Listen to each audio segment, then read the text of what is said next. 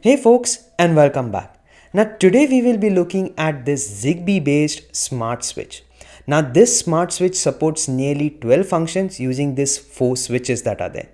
That is, each of this switch supports a single press, a double press and a press and hold function. Now we will connect this to Home Assistant and we will see how we can automate each of these functions.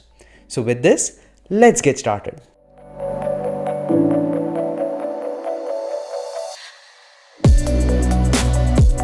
Now this switch can be connected using two mechanisms, that is Zigbee Home Automation as well as Zigbee2MQTT. Now first we will look at the Zigbee Home Automation mechanism. If you are interested into the Zigbee2MQTT mechanism, you can skip to the next chapter. Now in order to have Zigbee Home Automation, there is a video linked somewhere here wherein I have shown you how you can set up Zigbee Home Automation with a Sonoff Zigbee dongle. So make sure to watch that video if you have not set up Zigbee Home Automation. Now considering you have already set up Zigbee Home Automation, let's go to settings here and then we are going to go to devices and then here we are going to have this Zigbee Home Automation section here. Now here I'm going to click on devices here and then what I'm going to do is I'm going to click on add device. So now this is now going to search for Zigbee devices. Now for this, what we have to do is we have to put this device into pairing mode. So let me put the device into the pairing mode. So for this, you will have to hold the switch number 1, that is button number 1 for 10 seconds. You have to press and hold it. So once it goes into this pairing mode, it will start blinking like this. So now this has gone into the pairing mode and now you will see that this will be discovered here. So as you can see here, it has already discovered it here and now the device is ready to use. So I'm just going to give it a friendly name. So I'm just going to call it as 4 switches and that's all. So let me go back here now and in this you get this device here right now, right? I'm not sure why it's showing like 4 entities of this battery here, but let's consider that this is how it is being shown. Now after integrating this, what we want to do is do some kind of automation, right? Like we want to do something when we press the button or double click the button or press and hold the button. So for this, what we will have to do is we will have to create some automation. So let's go to settings and then go to automations and scenes. And here we are going to create a simple automation. So right now I'm just going to show you a simple automation and then we will look into something more advanced. Now here let's create a trigger for the button click. That is when I click on the first button, this will actually trigger something. So let's click on add trigger here and here I'm going to select something called as device. Now in this device section, I'm going to search for 4 switches. So this is the switches that we integrated.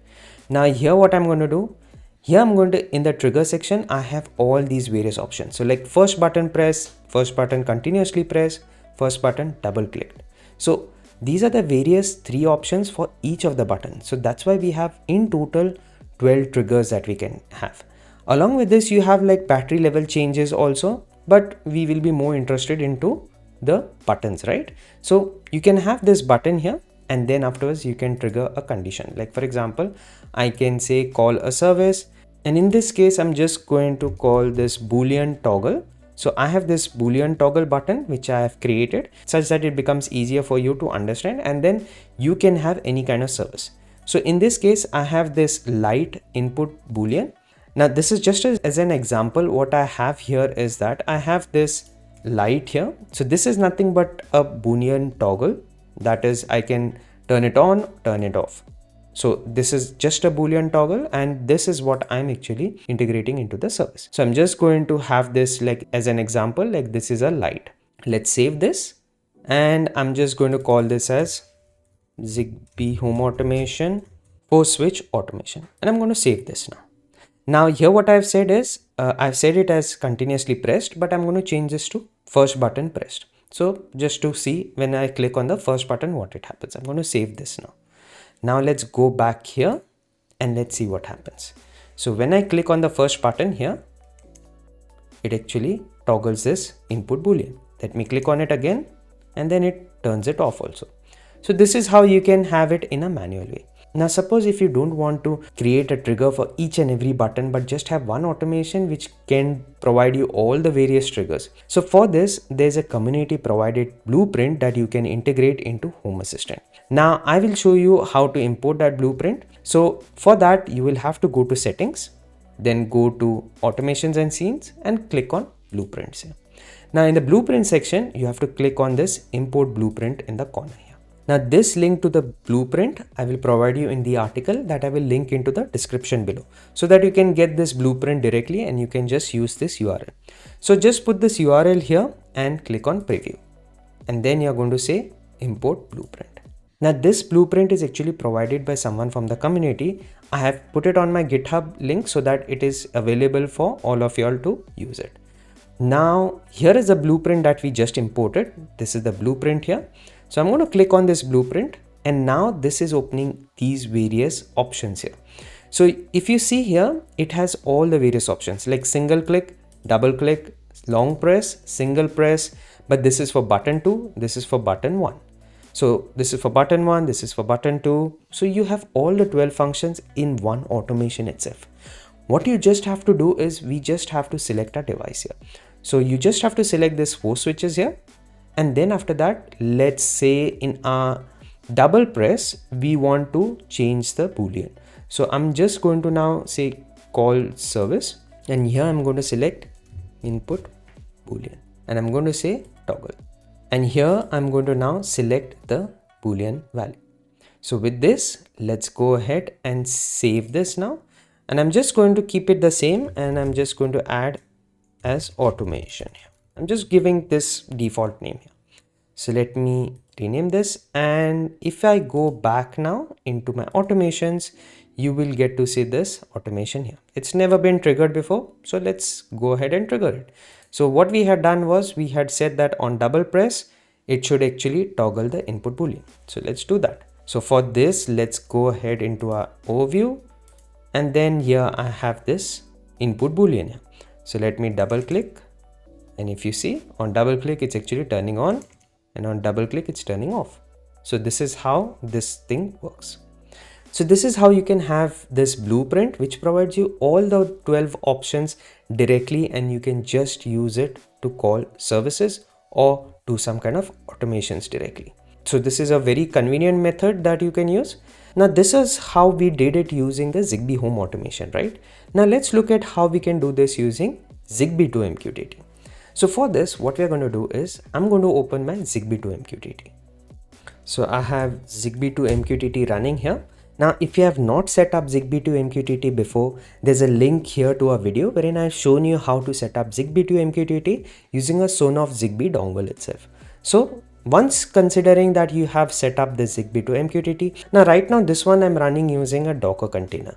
But when you have Zigbee2MQTT in Home Assistant OS itself, you will have the option of Zigbee2MQTT on the left hand panel here.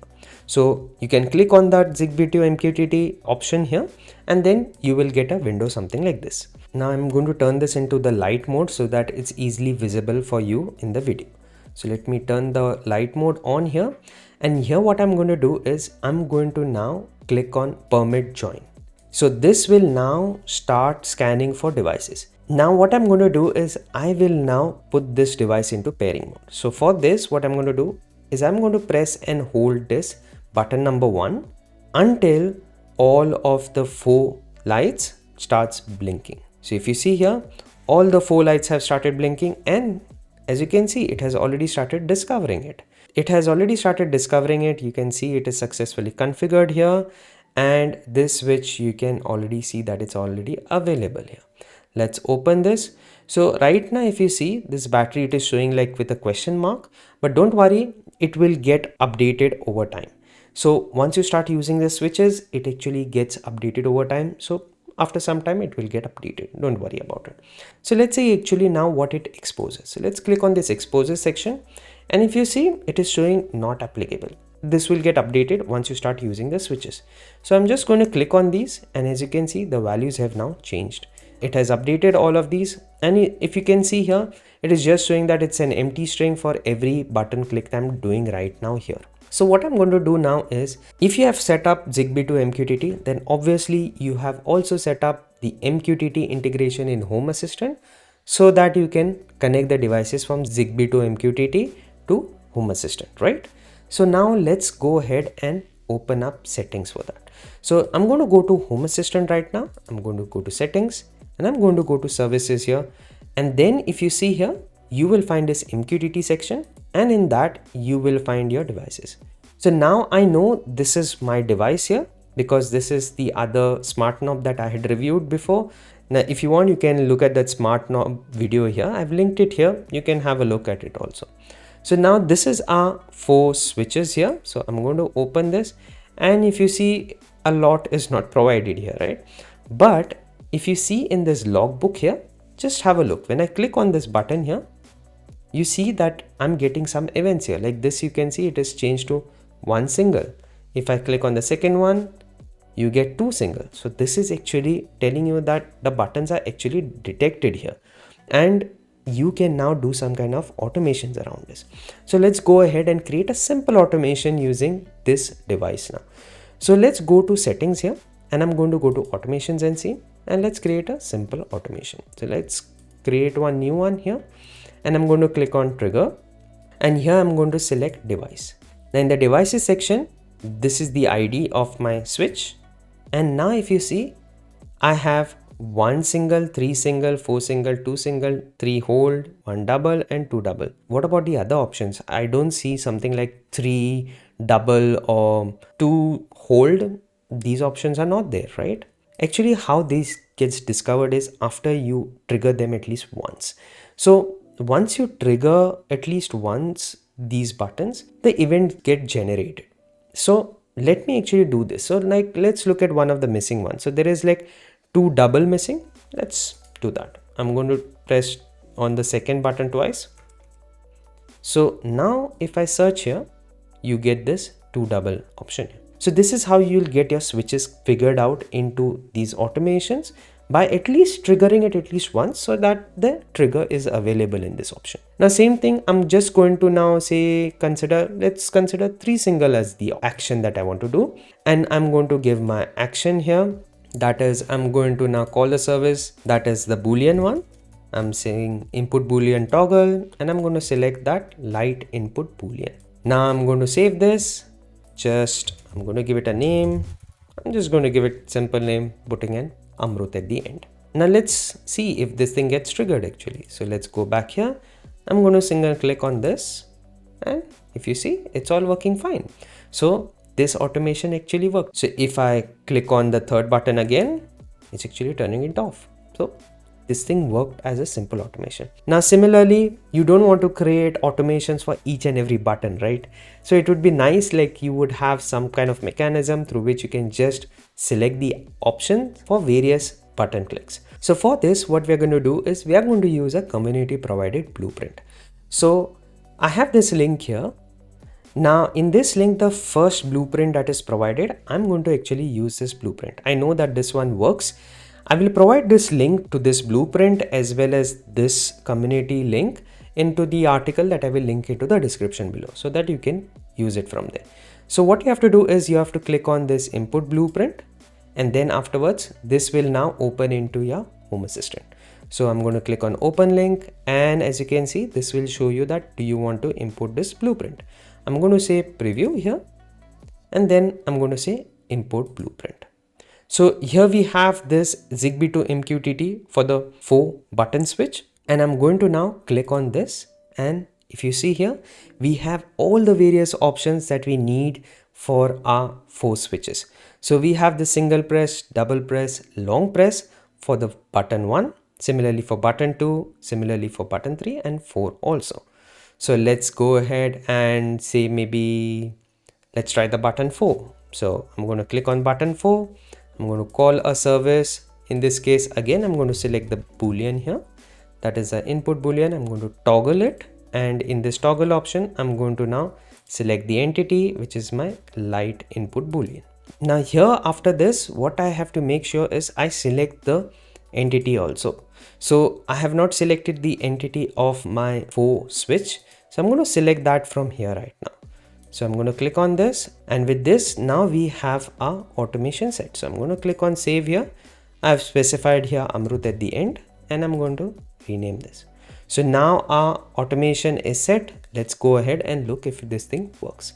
So let me go back to my input boolean here, and let's try the button number 4. So I'm going to click on button number 4, and you can see it's all working fine. Now let's look at the long press option also. So let me go back to my settings here and I'm going to select the long press option. So I'm going to do the same thing. I'm going to toggle my input boolean and I'm going to select the entity of my boolean value and I'm going to save this here. Let's try this with long press. So button number 4, long press, and as you can see, on leaving the button, it actually triggers the action here. So this is how actually this is working with Zigbee2MQTT. Now all of these links I will provide you in the article that I will link into the description below so that you can refer to it. So we just saw how we could connect this switch to Home Assistant and then automate its various functions. Now I keep on making videos around how you can make things smart at home using Home Assistant. So if you want to support this channel, there are links into the description below wherein you can buy me a coffee or you can support me via Patreon. Now, if you like this video, make sure to hit that like button as well as hit that subscribe button for more such videos to come. Till then, take care and I will see you in my next one.